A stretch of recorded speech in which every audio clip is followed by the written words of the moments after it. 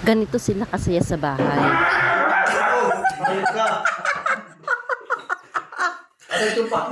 Kaya sa mga kakilala, kaibigan at kaanak na nagtatanong po sa pagkawala po ni Vincent Valeriano, sa totoo lang po, kahit po kami nabigla po sa pagkawala niya dahil po maayos pa naman siya at medyo malakas pa nung dinala po sa ospital. Hindi po namin nakalain na siya po ay mawawala po ng biglaan sa atin. Ayon po sa aking manugang na si April, umuwi po si Vincent baho ng May 29 Friday. Medyo masama na pong pakiramdam niya, medyo nilalagnat na siya at masakit po ang katawan. Kaya nakala po nila na siya po ay may trangkaso. Kaya po hinilot siya ng anak ko at pinainom ng gamot. Pero kahit po masama po ang pakiramdam ni Vincent, naglalaro pa po siya ng basketball. Lumipas po ang ilang araw na ganun pa rin po yung pakiramdam niya at yun nga po dumating na po kami. That time po kasi nung sumama yung pakiramdam ni Vincent, nasa Quezon pa po kami.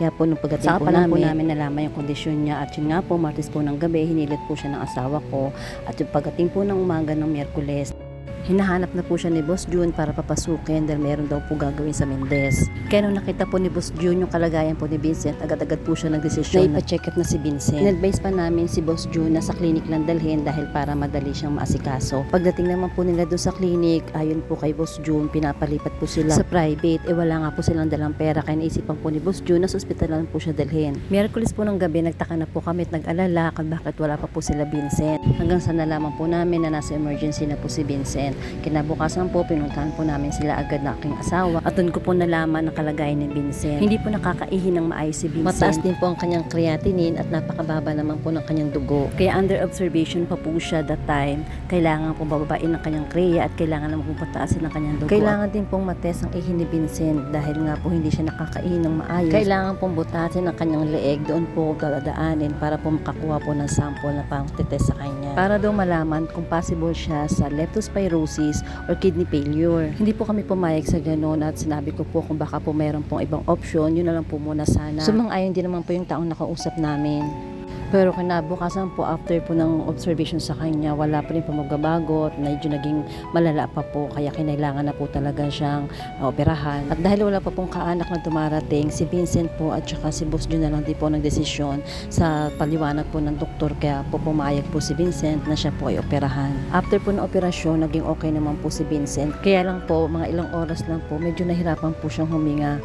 Kaya yung po, nung tuloy-tuloy na po yung hirap niyang paghinga, kailangan po magdesisyon kung tutubuhan na siya.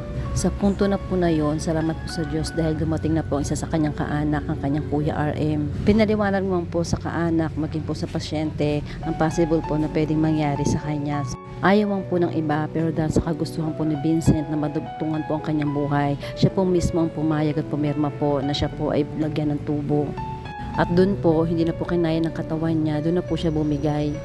Kaya napakahirap din po sa amin tanggapin na wala na pong isang Vincent sa amin dahil bukod po sa masipag po siya na magtrabaho, napakabait din po niyang tao.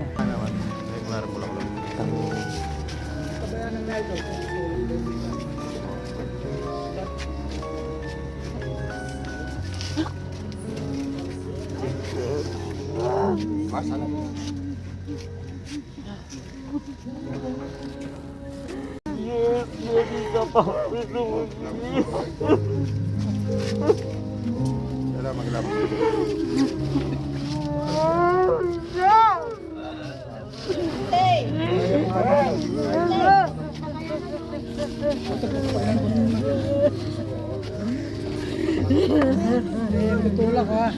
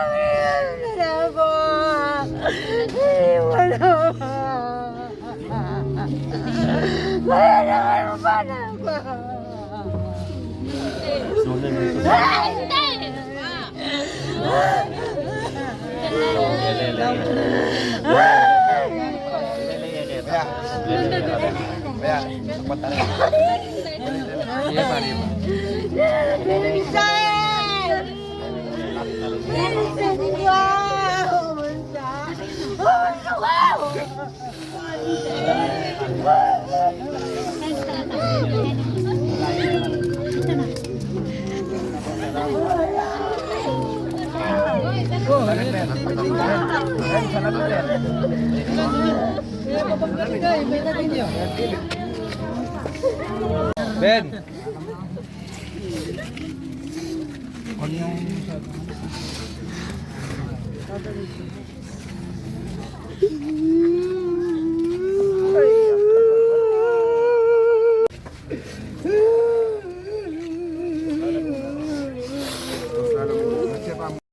Miss ka na namin, Enteng. Hindi man kami naging kaanak mo. Nagpapasalamat pa rin ako sa Diyos. Naging bahagi ka ng buhay namin.